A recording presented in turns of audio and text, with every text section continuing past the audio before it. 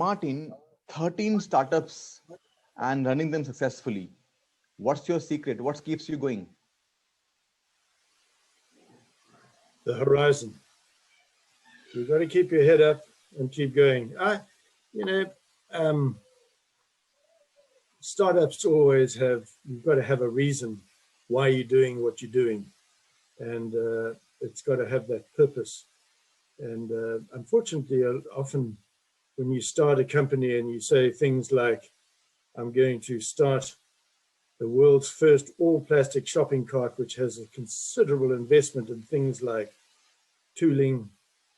The tooling to do plastic injection molding and so on is enormous. And if it doesn't work, it's just a piece of scrap metal. So you've got to have belief. And there are two things that I work on and I really firmly believe in.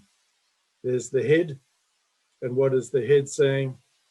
And usually I allow the gut to trump the head, because the head, you can add all the pluses and the minuses, why it's going to work and what the risks are.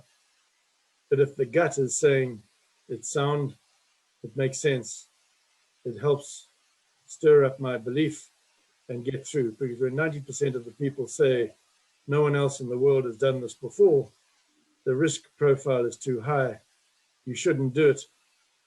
That's what helps me get through and succeed. So I work on those principles, and I really believe in my gut feeling and gut sense of what I do. And then you've got to build a really solid platform of strategy and planning to make sure it is a success.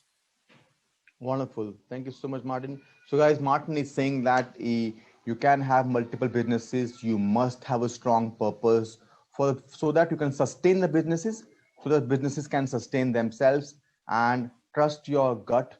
Your head might just give you different opinions, different directions, but you got to trust your gut.